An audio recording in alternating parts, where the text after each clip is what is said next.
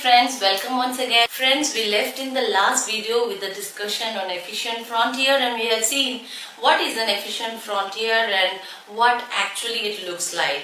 Now friends, in this video, as we have seen in the last video, that if we follow the Markowitz model, this requires computation of portfolio risk and returns for n number of combinations of portfolios.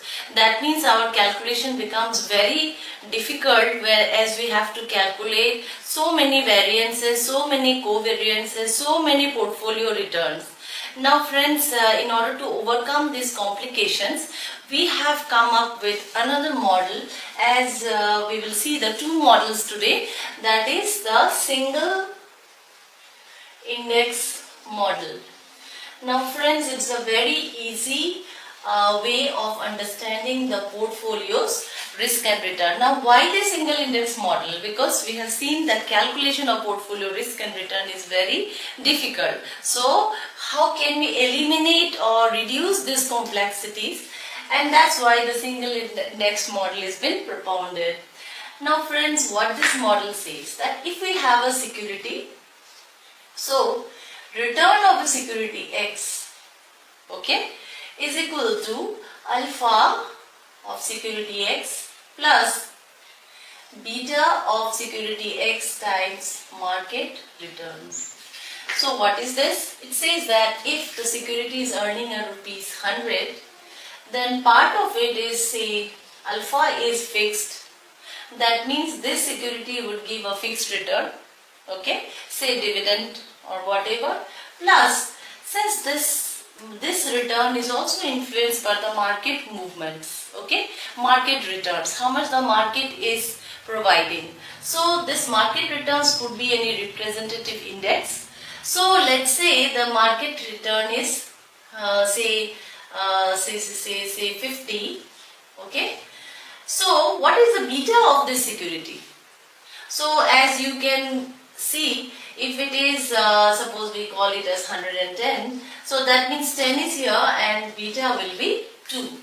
That means if market is moving up by 1%, your stock will move by 2%, means double. So that's why if market has fluctuated or gone up by 50, it is providing 100, double. Market provides 50, your stock provides 100. Okay, if market falls by 50, your stock will fall by 100. That means the beta X is actually signifying what would be the sensitivity of the security X with the changes in the market returns. If market return is 50, your beta is twice. That means it will give you twice of 50.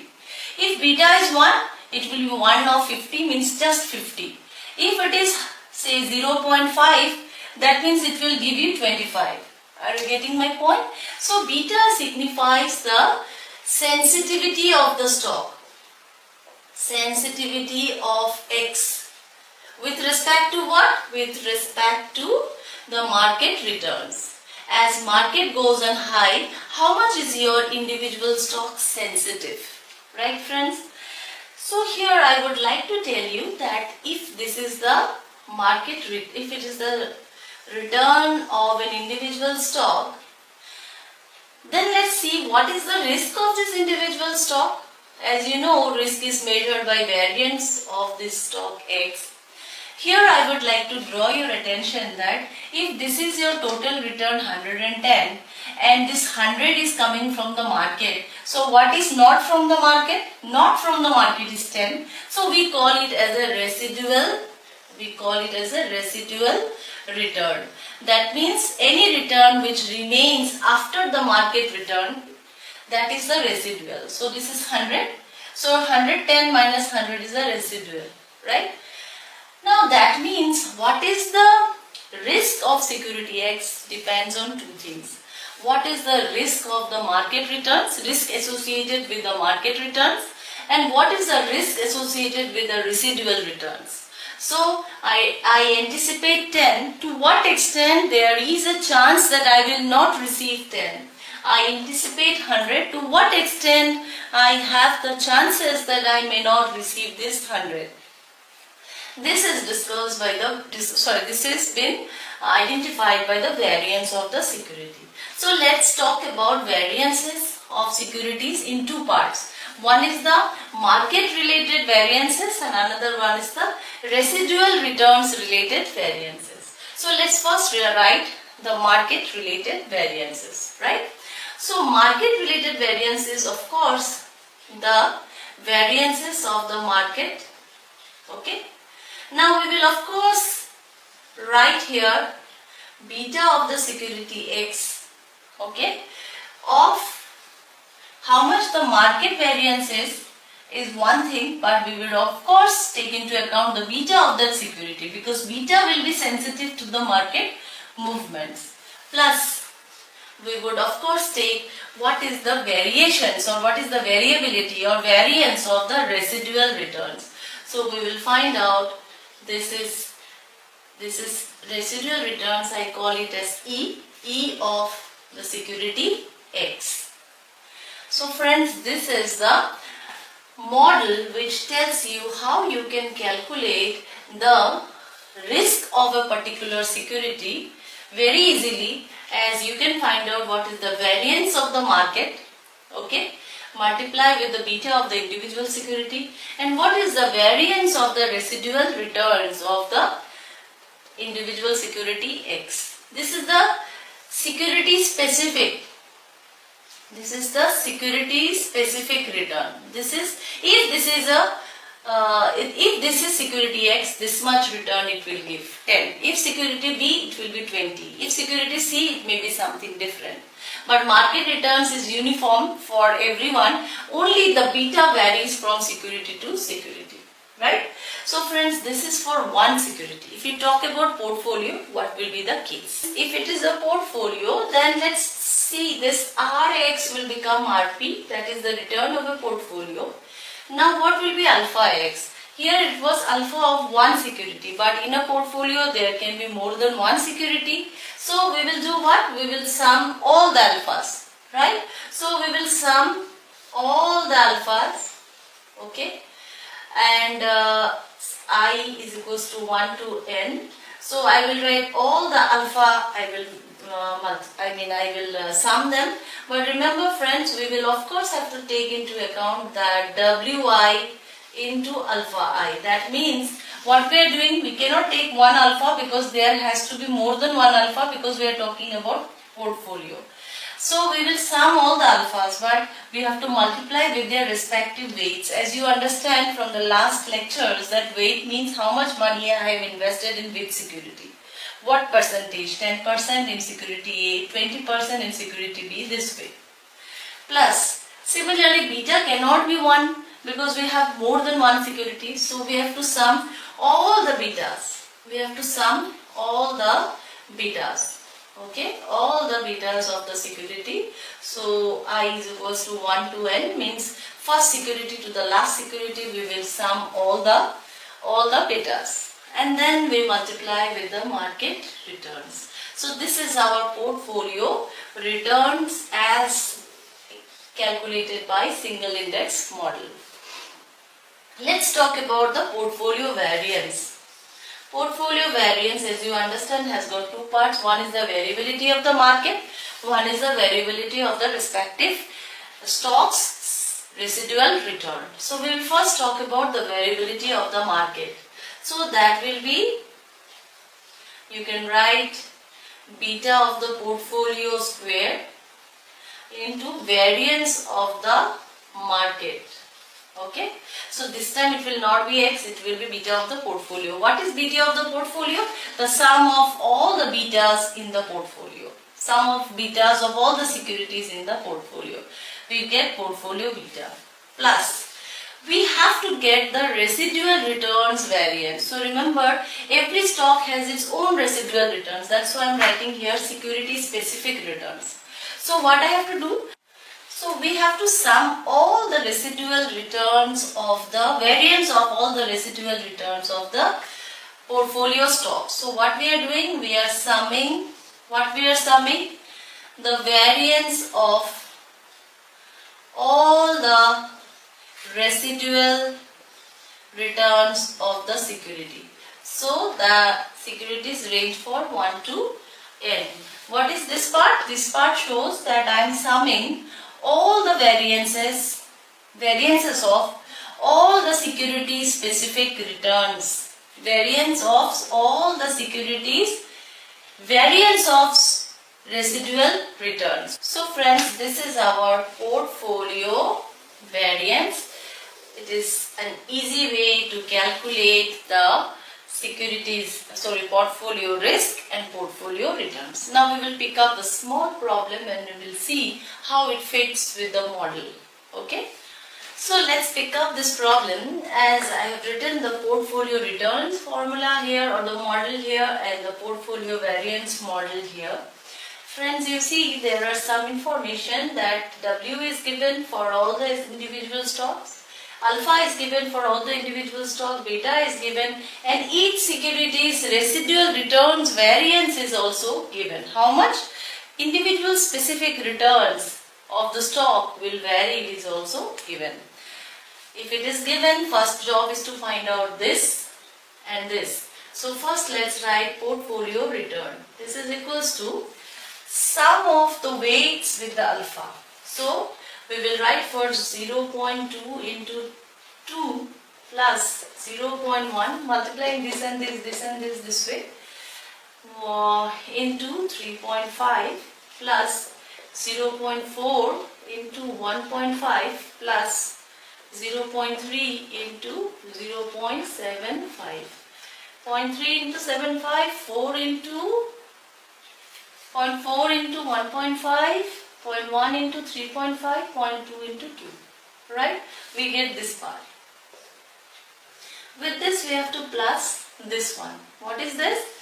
This is the portfolio beta. That means weight with the beta. So weight is given 0.2 into 1.7.